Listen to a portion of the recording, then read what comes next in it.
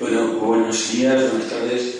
Antes que nada, muchísimas gracias, Rogelio, Jaime, del Centro de Informática, por este ejercicio de recuperar un poquito la memoria histórica de lo que la casa es y ha sido. Mirad, es para nosotros muy cómodo vivir en el año que nos toca vivir y usar los recursos informáticos que usamos. Nos conectamos a la red, todo es gratis, nos conectamos, calculamos con nuestros superordenadores que tenemos en la mesa, con los que tenemos aquí abajo. Todo eso lo damos de suave, está hecho, y de ahí está, y bueno, ahora está, de que lo podamos utilizar. Pero este esfuerzo del Centro de Informática pretende concretamente que todos conozcamos que esto no ha aparecido de repente, sino que ha sido el resultado del esfuerzo y del trabajo de mucha gente durante mucho tiempo. Y creo que eso es de justicia reconocer. En la cronología que ha puesto Rogelio a propósito de la historia, yo pondría también, como tenemos aquí eminentes físicos, esto me recuerda un poco el modelo de Sagan con su cosmos, ¿no? Con el origen y el final. Alguien se podría preguntar, ¿qué hubo antes del Big Bang? Pues Rosario y Pablo nos han dicho que hubo antes de la aparición del primer ordenador. Pero lo que también nos ha dicho Rosario, y creo que no se me pierda la idea, es que esto no salió porque sí, sino salió gracias a la ilusión, a la idea y a la voluntad de modernidad de un catedrático de aquel tiempo. En una universidad cuyo rector decía que estas cosas eran máquinas del diablo y que se había arrepentido mucho de haber propiciado que la tuviéramos.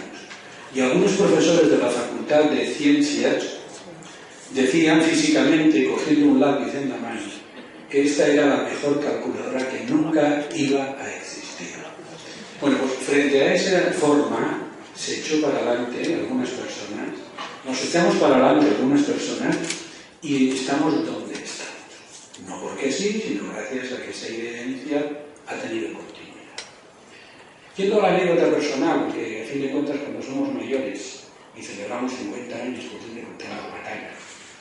Y yo os diré que en esa cronología de Rogelio, hechos singulares que aparecieron en el mundo, en 1968 se proyecta en Valencia una película que todos vimos. La película era 2001. Y entonces el mayor personaje de 2001 era un ordenador.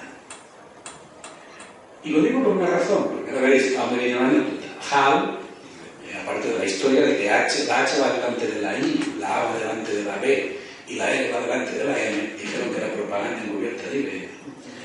Ese ordenador tenía una cierta característica personal. Parecía que era un ser inteligente. En 1968, nada más lejos de la realidad, pero alguien tenía la idea. Los ordenadores pasaban a ser entes, entidades.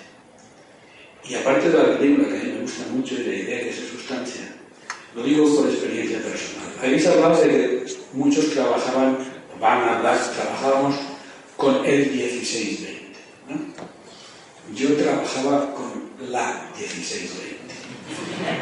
Porque realmente 1620 para mí era mi compañera. Entró a la vez que yo en la universidad.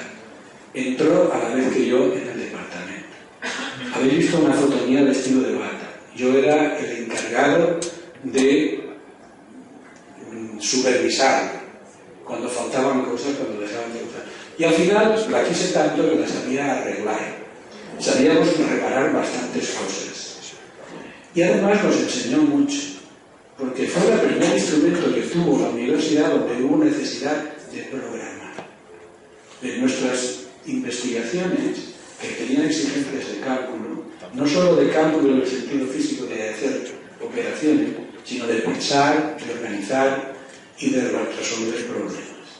Yo aprendí ahí, yo mi tesis la programé en el 1620, y por eso la quiero mucho. Porque realmente he pasado muchas noches con la 1620 escuchando cómo perforaban las tarjetas. No existían discos duros para depositar la información. Nuestro disco duro eran cajas y cajas y cajas de tarjetas que además, como se imprimían por el ordenador, no parecían escritas. Y cuando teníais una caja de tarjetas y se os caía, había que volver a empezar.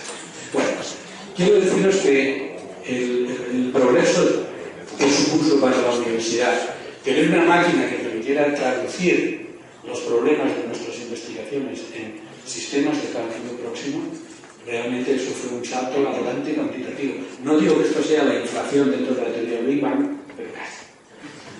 Empezamos a pensar también, empezamos a programar, a utilizar los recursos.